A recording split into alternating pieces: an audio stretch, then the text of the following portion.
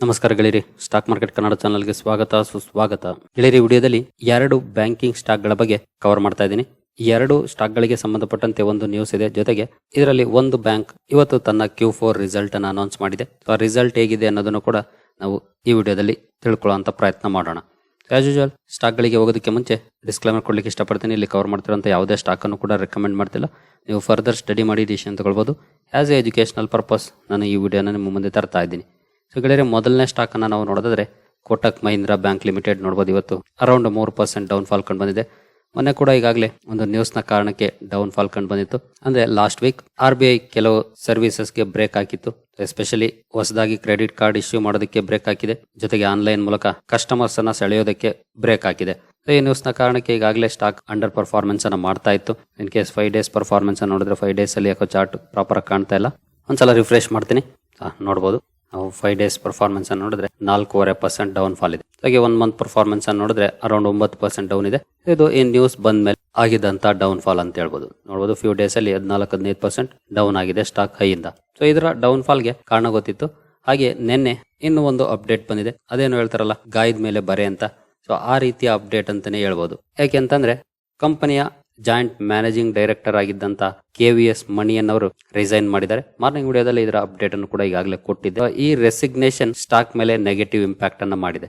ಯಾಕಂದ್ರೆ ಇವರು ತುಂಬಾ ದಿನದಿಂದ ಕೋಟಕ್ ಮಹೀಂದ್ರಾ ಬ್ಯಾಂಕ್ ಅಲ್ಲಿ ಇದ್ದಂತವರು, ಕೀ ಮ್ಯಾನೇಜರಿಯಲ್ ಪರ್ಸನ್. ಹಾಗೆ 2 ತಿಂಗಳ ಹಿಂದೆ ಕೂಡ ಈ ಬಗ್ಗೆ ಅಪ್ಡೇಟ್ ಬಂದಿತ್ತು. ಆಗ ಕೂಡ ನಾನು ವಿಡಿಯೋ ಕವರ್ ಮಾಡಿದ್ದೆ. ಸೊ ನೀವು ಇಲ್ಲಿ ನೋಡಬಹುದು, ಈ ಒಂದು ಕಾರಣಕ್ಕೆ ಈ ಸ್ಟಾಕ್ ಇವತ್ತು ಡೌನ್ ಅಂತ.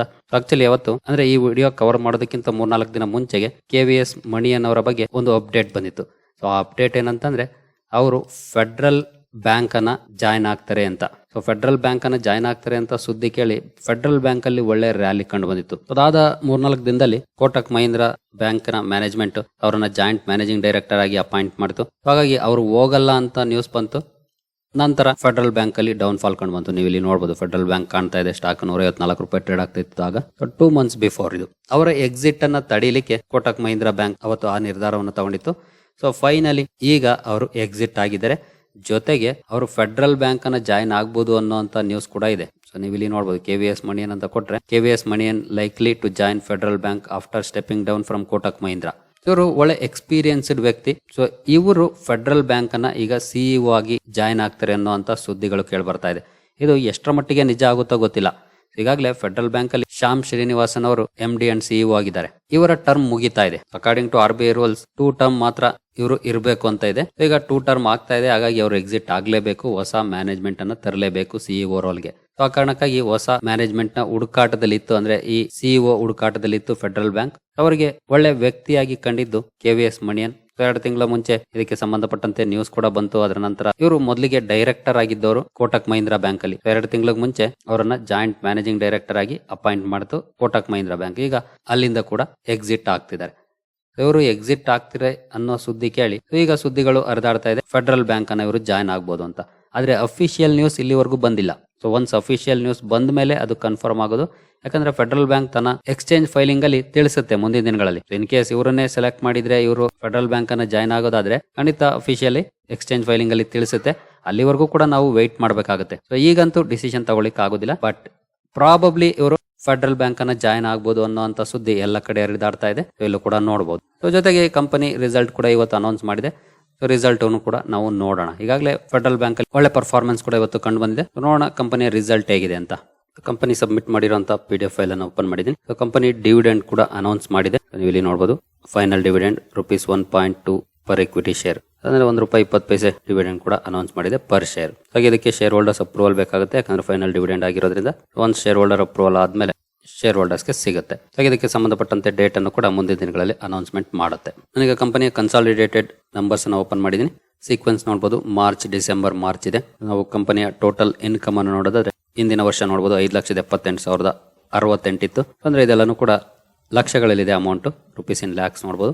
ಇಂದಿನ ಕ್ವಾರ್ಟರ್ಲಿ 6,99,355, ಈಗ 7,14,912. ಇನ್ಕಮ್ ವೈಸ್ ಚೆನ್ನಾಗಿ ಪರ್ಫಾರ್ಮೆನ್ಸ್ ಅನ್ನು ಕೊಟ್ಟಿದೆ. ಇಯರ್ ಆನ್ ಇಯರ್ ಆಗ್ಬಹುದು ಅಥವಾ ಕ್ವಾರ್ಟರ್ ಆಗ್ಬಹುದು. ಕಂಪನಿಯ ಪರ್ಫಾರ್ಮೆನ್ಸ್ ಚೆನ್ನಾಗಿದೆ. ಇನ್ಕಮ್ ಆದ್ಮೇಲೆ ಎಕ್ಸ್ಪೆಂಡಿಚರ್ ಬರುತ್ತೆ. ಸೊ ಟೋಟಲ್ ಎಕ್ಸ್ಪೆಂಡಿಚರ್ ನೋಡಬಹುದು 4,38,669 ಇತ್ತು ಇಂದಿನ ವರ್ಷ. ಇಂದಿನ ಕ್ವಾರ್ಟರ್ಲಿ 5,45,989, ಈಗ 5,92,961. ಇನ್ಕಮ್ ಜಾಸ್ತಿ ಆದಾಗೆ ಎಕ್ಸ್ಪೆನ್ಸಸ್ ಕೂಡ ಜಾಸ್ತಿ ಆಗಿದೆ.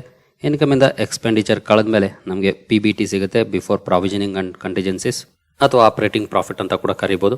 ನೋಡಬಹುದು ಇಂದಿನ ವರ್ಷ 1,39,399 ಇತ್ತು. ಇಂದಿನ ಕ್ವಾರ್ಟರ್ಲಿ 1,53,366, ಈಗ 1,21,951. ಇಯರ್ ಆನ್ ಇಯರ್ ಆಗ್ಬೋದು ಅಥವಾ ಕ್ವಾರ್ಟರ್ ಆನ್ ಕ್ವಾರ್ಟರ್ ಆಗ್ಬೋದು ಡೌನ್ ಫಾಲ್ ಕಂಡು ಬಂದಿದೆ. ಯಾಕೆಂತಂದ್ರೆ ಖರ್ಚುಗಳು ಜಾಸ್ತಿ ಆಗಿದೆ. ಆ ಕಾರಣದಿಂದ ಕಂಪನಿಯ ಪರ್ಫಾರ್ಮೆನ್ಸ್ ಡೌನ್ ಆಗಿದೆ. ಇನ್ಕಮ್ ಚೆನ್ನಾಗಿದ್ರು ಕೂಡ ಆಪರೇಟಿಂಗ್ ಪ್ರಾಫಿಟ್ ಡೌನ್ ಆಗಿದೆ ಪರ್ಫಾರ್ಮೆನ್ಸ್. ನಂತರ ಪ್ರಾವಿಷನಿಂಗ್ ಬರುತ್ತೆ. ಯಾಕಂದ್ರೆ ಬ್ಯಾಂಕಿಂಗ್ ಸ್ಟಾಕ್ ಆಗಿರೋದ್ರಿಂದ ಪ್ರಾವಿಷನಿಂಗ್ ಚೆಕ್ ಮಾಡೋದು ತುಂಬಾ ಇಂಪಾರ್ಟೆಂಟ್ ಆಗುತ್ತೆ. ಪ್ರಾವಿಷನ್ಸ್ ನೋಡಬಹುದು. ಇಂದಿನ ವರ್ಷ 12,526 ಇತ್ತು. ಇಂದಿನ ಕ್ವಾರ್ಟರ್ ಅಲ್ಲಿ 11,385, ಈಗ ಮೈನಸ್ ಆಗಿದೆ 7,653. ಅಂದ್ರೆ ರಿವರ್ಸ್ ಪ್ರಾವಿಷನಿಂಗ್ ಇದು ಒಳ್ಳೆ ಪಾಯಿಂಟ್ ಅಂತಾನೆ ಹೇಳ್ಬೋದು. Last year and last quarter ಇಷ್ಟು ಅಮೌಂಟ್ ಬರ್ತಾ ಇಲ್ಲ ಅಂತ ಹೇಳಿತ್ತು. ಇದನ್ನ ಪ್ರಾಫಿಟ್ ಅಲ್ಲಿ ಎತ್ತಿಟ್ಟಿತ್ತು ಕಂಪನಿ. ಈಗ 7,653 ಲಕ್ಷ ಬಂದಿದೆ ಕಂಪನಿಗೆ. ಇದು ಒಂದು ಪಾಸಿಟಿವ್ ಪಾಯಿಂಟ್ ಅಂತಾನೆ ಹೇಳ್ಬೋದು. Reverse provisioning. ಈ ರಿವರ್ಸ್ ಪ್ರಾವಿಷನಿಂಗ್ ಇಂದ ಕಂಪನಿಯ ಪ್ರಾಫಿಟ್ ಇಂಪ್ರೂವ್ ಆಯ್ತು. ನೋಡಬಹುದು ನೀವು ಇಲ್ಲಿ 1,21,000 ಇದ್ದು +7 ಆಯ್ತು, 1,29,600 ಆಯ್ತು. ಇಲ್ಲಿ ಸ್ವಲ್ಪ ಪರ್ಫಾರ್ಮೆನ್ಸ್ ಇಂಪ್ರೂವ್ ಆಯ್ತು. ನಂತರ ಟ್ಯಾಕ್ಸ್ ಎಕ್ಸ್ಪೆನ್ಸಸ್ ಬರುತ್ತೆ. ಸೊ ಟ್ಯಾಕ್ಸ್ ಎಕ್ಸ್ಪೆನ್ಸಸ್ ಎಲ್ಲ ಕಳೆದ ಮೇಲೆ ನೀವು ಇಲ್ಲಿ ಪರ್ಫಾರ್ಮೆನ್ಸ್ ಅನ್ನ ನೋಡಬಹುದು. Net profit for the period ಇಂದಿನ ವರ್ಷ 93,957, ಇಂದಿನ ಕ್ವಾರ್ಟರ್ಲಿ 1,06,324, ಈಗ 97,239. ಇಲ್ಲಿ ಇಯರ್ ಆನ್ ಇಯರ್ ಇಂಪ್ರೂವ್ ಆಯ್ತು ಬಿಕಾಸ್ ಆಫ್ ರಿವರ್ಸ್ ಪ್ರಾವಿಷನಿಂಗ್. ಹಾಗೆ quarter on quarter still down ಇದೆ ಪರ್ಫಾರ್ಮೆನ್ಸ್, ಅದನ್ನ ನೀವು ಇಲ್ಲಿ ನೋಡಬಹುದು. ಸೊ ನಂತರ NPS ನೋಡ್ಬೇಕಾಗುತ್ತೆ.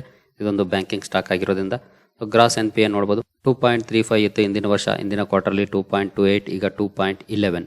ಪರ್ಫಾರ್ಮೆನ್ಸ್ ಚೆನ್ನಾಗಿದೆ. ಕ್ವಾರ್ಟರ್ ಆನ್ ಕ್ವಾರ್ಟರ್ ಆಗ್ಬೋದು ಅಥವಾ ಇಯರ್ ಆನ್ ಇಯರ್ ಆಗ್ಬೋದು. NPA ಡೌನ್ ಆಗಿದೆ, ಖಂಡಿತ ಇದು ಪಾಸಿಟಿವ್ ಪಾಯಿಂಟ್ ಅಂತಾನೆ ಹೇಳ್ಬೋದು. ಹಾಗೆ ನೆಟ್ NPA ಕೂಡ ಡೌನ್ ಪರ್ಫಾರ್ಮೆನ್ಸ್ ಇದೆ, ಇದನ್ನು ಕೂಡ ಪಾಸಿಟಿವ್ ಪಾಯಿಂಟ್ ಅಂತಾನೆ ಹೇಳ್ಬೋದು. ಓವರ್ ಆಲ್ ಪರ್ಫಾರ್ಮೆನ್ಸ್ ಚೆನ್ನಾಗಿದೆ NPA ನಲ್ಲಿ. ಪ್ರಾವಿಷನಿಂಗ್ ಅಲ್ಲಂತೂ ಇನ್ನೂ ಒಳ್ಳೆ ಪರ್ಫಾರ್ಮೆನ್ಸ್ ಇದೆ, ರಿವರ್ಸ್ ಪ್ರಾವಿಷನಿಂಗ್ ಆಗಿದೆ. ಬಟ್ ಕಂಪನಿಯ ನೆಟ್ ಪ್ರಾಫಿಟ್ ಡೌನ್ ಆಗಿದೆ ಪರ್ಫಾರ್ಮೆನ್ಸ್. ಅದನ್ನ ನೀವು ಇಲ್ಲಿ ಕ್ಲಿಯರ್ ಆಗಿ ನೋಡಬಹುದು. So here on year down ಆಗಿಲ್ಲ, ಪರ್ಫಾರ್ಮೆನ್ಸ್ ಚೆನ್ನಾಗಿದೆ. But quarter on quarter down performance ಇದೆ. ಬಟ್ ಸ್ಟಿಲ್ ಸ್ಟಾಕ್ ಅಲ್ಲಿ ಪಾಸಿಟಿವ್ ಪರ್ಫಾರ್ಮೆನ್ಸ್ ಇವತ್ತು ಕಂಡು ಬಂದಿದೆ. ಅದಕ್ಕೆ ಪ್ರಮುಖ ಕಾರಣನೇ KVS ಮಣಿ ಅನ್ನೋರು ಅಂತ ಹೇಳ್ಬೋದು. ಸೊ ಇಂದಿನ ವಿಡಿಯೋ ಬೇಕಿದ್ರೆ ನೀವು ಒಂದ್ಸಲ ನೋಡಿ, ಫೆಡರಲ್ ಬ್ಯಾಂಕ್ ಅಂತ ಸರ್ಚ್ ಮಾಡಿದ್ರೆ ಚಾನಲ್ ಅಲ್ಲಿ ಈ ವಿಡಿಯೋ ಬರುತ್ತೆ. ಸೊ ಈ ವಿಡಿಯೋನ ನೋಡಿ ಬೇಕಿದ್ರೆ ಆ ವಿಡಿಯೋದಲ್ಲಿ KVS ಮಣಿ ಅನ್ನೋರ ಬಗ್ಗೆ ನ್ಯೂಸ್ ಬಗ್ಗೆ ಡೀಟೇಲ್ ಆಗಿ ಕವರ್ ಮಾಡಿದ್ದೆ ಕೂಡ. ನಂತರ 5% ಲೋಯರ್ ಸರ್ಕ್ಯೂಟ್ ಅಲ್ಲಿ ಸ್ಟಾಕ್ ಮೂವ್ ಆಗಿತ್ತು ಫೆಡರಲ್ ಬ್ಯಾಂಕ್. ಯಾಕೆಂತಂದ್ರೆ KVS ಮಣಿ ಅನ್ನೋರು ಜಾಯ್ನ್ ಆಗ್ತಿಲ್ಲ, ಇವರನ್ನ ಜಾಯಿಂಟ್ ಮ್ಯಾನೇಜಿಂಗ್ ಡೈರೆಕ್ಟರ್ ಆಗಿ ಅಪಾಯಿಂಟ್ ಮಾಡಿದೆ ಕೋಟಕ್ ಮಹೀಂದ್ರಾ ಬ್ಯಾಂಕ್ ಅಂತ ನ್ಯೂಸ್ ಬಂತು. ಆಗ ಸ್ಟಾಕ್ ಲೋಯರ್ ಸರ್ಕ್ಯೂಟ್ ಅಲ್ಲಿ ಮೂವ್ ಆಗಿತ್ತು ಫೆಡರಲ್ ಬ್ಯಾಂಕ್. ಯಾಕೆಂತಂದ್ರೆ ಅವರು ಬರಲ್ಲ ಅಂತ. ಈಗಲೂ ಕೂಡ ಇನ್ನೂ ಅಫಿಷಿಯಲ್ ನ್ಯೂಸ್ ಬಂದಿಲ್ಲ, ಏನಾಗುತ್ತೆ ಗೊತ್ತಿಲ್ಲ. ಸೊ ಇನ್ ಕೇಸ್ ಬರ್ತಾರೆ, ಜಾಯ್ನ್ ಆಗ್ತಾರೆ ಅಂದ್ರೆ ಖಂಡಿತ ಇನ್ನೂ ಒಳ್ಳೆ ಪಾಸಿಟಿವ್ ಮೊಮೆಂಟಮ್ ಫೆಡರಲ್ ಬ್ಯಾಂಕ್ ಅಲ್ಲಿ ಕಂಡುಬರುತ್ತೆ. ಇನ್ ಕೇಸ್ ಈ ವ್ಯಕ್ತಿ ಬೇರೆ ಯಾವ್ದಾದ್ರು ಬ್ಯಾಂಕ್ ಅನ್ನ ಜಾಯ್ನ್ ಆದ್ರೆ ಖಂಡಿತ ಅದು ನೆಗೆಟಿವ್ ಇಂಪ್ಯಾಕ್ಟ್ ಅನ್ನು ಫೆಡರಲ್ ಬ್ಯಾಂಕ್ ಸ್ಟಾಕ್ ಮೇಲೆ ಮಾಡೇ ಮಾಡುತ್ತೆ. ಬಟ್ ನೋಡೋಣ, ಮುಂದಿನ ದಿನಗಳಲ್ಲಿ ಗೊತ್ತಾಗುತ್ತೆ. ಇವತ್ತೆಲ್ಲ ನಾಳೆ ನಿಜವಾದ ಸುದ್ದಿ ಬರಲೇಬೇಕು. ಈಗ ಸದ್ಯಕ್ಕೆ ರಿಪೋರ್ಟ್ಸ್ ಮೂಲಕ ಬರ್ತಿರುವಂತಹ ಸುದ್ದಿ, ಅಫಿಷಿಯಲ್ ನ್ಯೂಸ್ ಬಂದ್ರೆ ಆಗ ಕನ್ಫರ್ಮ್ ಕೂಡ ಆಗುತ್ತೆ. ಜೊತೆಗೆ ಕಂಪನಿ ತುಂಬಾ ಒಳ್ಳೆ ಪರ್ಫಾರ್ಮೆನ್ಸ್ ಅನ್ನು ಕೂಡ ಕೊಡ್ತಾ ಇದೆ. ನಾನಂತೂ ಈ ಸ್ಟಾಕ್ ಅನ್ನ ಅರೌಂಡ್ 70-80 ರೂಪಾಯಿ ರೇಂಜ್ ಇಂದ ಕೂಡ ಕವರ್ ಮಾಡಿದ್ದೀನಿ. ತುಂಬಾ ಒಳ್ಳೆ ಪರ್ಫಾರ್ಮೆನ್ಸ್ ಅನ್ನು ಕೂಡ ಕೊಟ್ಟಿದೆ. In case last 6 months performance ಅನ್ನು ನೋಡಿದ್ರೆ 16 to 17% ಪಾಸಿಟಿವ್ ಇದೆ. 1 year ಅಲ್ಲಿ 21%, 5 years ಅಲ್ಲಿ ನೋಡಬಹುದು 71%. ಎಸ್ಪೆಷಲಿ 2020 ಕ್ರಾಶ್ ಸಮಯದಲ್ಲಿ 37-38 ರೂಪಾಯಿವರೆಗೂ ಹೋಗಿತ್ತು. ಸೊ ಅರೌಂಡ್ 61-62 ರೂಪೀಸ್ ರೇಂಜ್ ಅಲ್ಲಿ ನಾನು ಈ ಸ್ಟಾಕ್ ಅನ್ನ ಬೈ ಮಾಡಿದೆ. ಈ ಒನ್ ಟುಡೇ ಪೋರ್ಟ್ಫೋಲಿಯೋದಲ್ಲಿ ಇದೆ. ನಂತರ ಕೂಡ ಈ ಸ್ಟಾಕ್ ಅನ್ನ ಆಡ್ ಮಾಡಿದ್ದೀನಿ ನಾನು. ಒಳ್ಳೆ ಪರ್ಫಾರ್ಮೆನ್ಸ್ ಅನ್ನ ಕೊಡ್ತಾ ಇದೆ ಇಲ್ಲಿವರೆಗೂ. ಹಾಗೆ ಮ್ಯಾಕ್ಸಿಮಮ್ ಪರ್ಫಾರ್ಮೆನ್ಸ್ ಅನ್ನು ಕೂಡ ನೋಡಬಹುದು. ಈ ರೀತಿ ಪರ್ಫಾರ್ಮೆನ್ಸ್ ಕೊಟ್ಟಿರುವಂತಹ ಕಂಪನಿ. ಇಂಟ್ರೆಸ್ಟ್ ಇರೋರು ಬೇಕಿದ್ರೆ ಸ್ಟಡಿ ಮಾಡಬಹುದು. ನಾವೇ ಹಾಗೆ ಕಂಪನಿಯ ನಂಬರ್ಸ್ ಅನ್ನ ಸ್ಟಡಿ ಮಾಡುವಾಗ ಸೆಗ್ಮೆಂಟ್ ವೈಸ್ ರೆವೆನ್ಯೂ ಅಬ್ಸರ್ವ್ ಮಾಡಲಿಲ್ಲ. ಒಂದ್ಸಲ ನೋಡೋಣ ಅದನ್ನು ಕೂಡ. ಟ್ರೆಜರಿ ನೋಡಬಹುದು, ಇಯರ್ ಆನ್ ಇಯರ್ ಚೆನ್ನಾಗಿದೆ ಪರ್ಫಾರ್ಮೆನ್ಸ್. ಕ್ವಾರ್ಟರ್ ಆನ್ ಕ್ವಾರ್ಟರ್ ಸ್ವಲ್ಪ ಡೌನ್ ಆಗಿದೆ. ಕಾರ್ಪೊರೇಟ್ ಅಂಡ್ ಹೋಲ್ಸೇಲ್ ಬ್ಯಾಂಕಿಂಗ್ ಅಲ್ಲಿ ಪರ್ಫಾರ್ಮೆನ್ಸ್ ಎರಡು ಕಡೆ ಕೂಡ ಇಂಪ್ರೂವ್ ಆಗಿದೆ. ರಿಟೇಲ್ ಬ್ಯಾಂಕಿಂಗ್ ಅಲ್ಲೂ ಕೂಡ ಪರ್ಫಾರ್ಮೆನ್ಸ್ ಇಂಪ್ರೂವ್ ಆಗಿದೆ, ಒಳ್ಳೆ ಪರ್ಫಾರ್ಮೆನ್ಸ್ ಇದೆ. ರಿಟೇಲ್ ಕಡೆ ಕೂಡ ಚೆನ್ನಾಗಿ ಕಾನ್ಸಂಟ್ರೇಟ್ ಮಾಡ್ತಿದೆ ಅಂತ ಹೇಳ್ಬೋದು ಕಂಪನಿ. ಅದರ ಬ್ಯಾಂಕಿಂಗ್ ಆಪರೇಷನ್ಸ್ ಚೆನ್ನಾಗಿದೆ. ಅನ್ಅಲೋಕೇಟೆಡ್ ಕೂಡ ನಾರ್ಮಲ್ ಪರ್ಫಾರ್ಮೆನ್ಸ್ ಇದೆ. ಓವರ್ ಆಲ್ ಒಳ್ಳೆ ಪರ್ಫಾರ್ಮೆನ್ಸ್ ಅನ್ನ ಕೊಟ್ಟಿದೆ ಅಂತ ಹೇಳ್ಬೋದು. ಇಂಟ್ರೆಸ್ಟ್ ಇರೋರು ಬೇಕಿದ್ರೆ ಸ್ಟಡಿ ಮಾಡಬಹುದು. ಈ ನ್ಯೂಸ್ ಕಾರಣಕ್ಕೆ ಈ ಸ್ಟಾಕ್ ಅನ್ನ ನಿಮ್ಮ ವಾಚ್ ಲಿಸ್ಟ್ ಅಲ್ಲಿ ಇಟ್ಕೊಂಡಿರಿ.